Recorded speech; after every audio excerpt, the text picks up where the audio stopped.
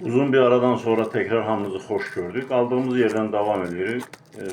Bu kitlesindeki silsile videolardan sonra son vaxtlar media dövləti haqqında, media tarixi haqqında çeşitli söhbətlər gedir və bu media tarixi kitabı Igor Dekanov'un media tarixi kitabı benim her zaman elimin altında olan bir kitaptır ve bu kitapta bazı faktlara istinaden ben bir-iki tarixə bir-iki səhifəsinə işıq tutmaq istədim. Burada demek 246-cı səhifədə media tarixi kitabının 246-cı səhifəsində burada bir dövlətdən bəhs eləyir media tarixində. Əvvəla media dövləti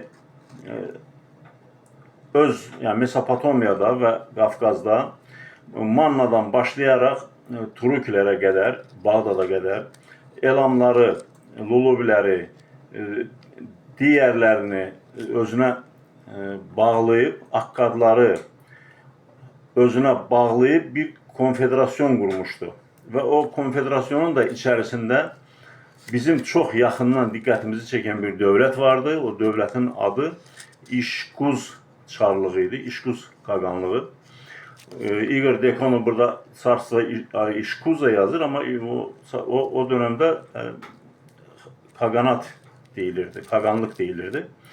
Demek İşkuz sözünün etimologiyasını təhlil ettiğin zaman karşına iç Oğuz çıxır. Çünkü Oğuzlar bilirsiniz iç Oğuz'a bölünüp, dış Oğuz'a bölünüp, kök Oğuz'a bölünüp, kır Oğuz'a bölünüp.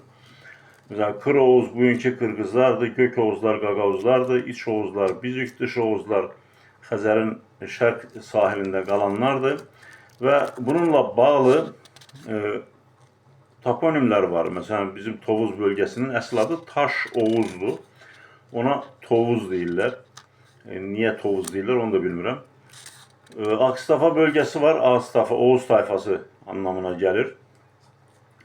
Onun haricinde sonradan adı değiştirilip Oğuz koyulan bir rayonumuz var. O Sovet dövründen sonraki illere təsadüf edir. Türkmenistan'da, Türkistan bölgesinde Taş Ağuz bölgesi var. Ona Taş Ağuz deyirlər. O dış Oğuz'un yani çöl Oğuz'un təhrif olunmuş şəklidir. Yani Türkistan Türkçesinde Taş Oğuz, dış Oğuz anlamına gelir. Ve bu İşkuz Çarlığının adı Eradan əvvəl 593-cü ildə Yeremiyanın kitabında keçir. Yeremiyanın kitabı Peygamberler kitabı olarak anılır. Daha o zaman hələ din meselesi ortaya çıkmamıştı. Ve qədim Yahudi salnamələrində İşkuz Çarlığının adı keçir. İşkuz Çarlığı Aşkuz olarak keçir ve Aşken olarak keçir. Bunlar üçü eyni kelimedir. Gedir Oğuz'a birleşir. Oğuz'a söykənir. İşkuzdu, Aşkuzdu ve Aşkendi. Sonradan Aşkenazlar burada Xəzər Kaganlığını kurdukları zaman onlar özlerini Nuh'un oğlu Yafes'in 7. oğlu, yani Nuh'un nəvəsi Xəzərin 7. nəvəsi Xəzərin ve 10. nəvəsi Subarların varisleri hesab edirlər. Yani bu barədə Xəzər Kaganı Yusuf'un İspanya'da 5 əmirliyin baş vəzirliyini yürüten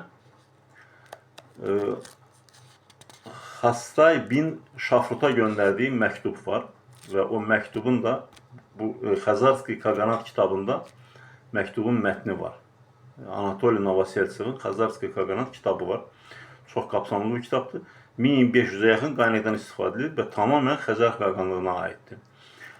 İşkuz, Aşkuz, Aşkenazi sözü eyni kökten olduğuna göre ve bugün Ukrayna ərazisində, Polşa ərazisində və Şərqi Avropa ərazisində və Baltik yanı respublikalarda yaşayan Aşkenazlar, Karaim türkləri, bunların və Macaristan türkləri, bunların tamamı İşquz çarlığının varisləridir. Və İşquz adından yaranan Aşkenazi, bugün onlar bunu qəbul etməsələr də, onların qəbul etməsinə, etməməsinə lüzum yoxdur. Burada əlimizdə qapı kimi sənəd var. Akademik Dekanovun İstoria Midi kitabının 246-cı səhifəsi. Bu bir silsilə video olacaq. Yəni bu kitab təxminən 600 səhifəyə yaxın bir kitabdır. Və mən sizə bir şey deyim, təxminən 2000 qaynağa istinad edib. Bugün sizə söyləmək istədiklərim bu qədər. Bundan sonraki videoda bu mövzu davam etdiriləcək. Allah'a ısmarladık.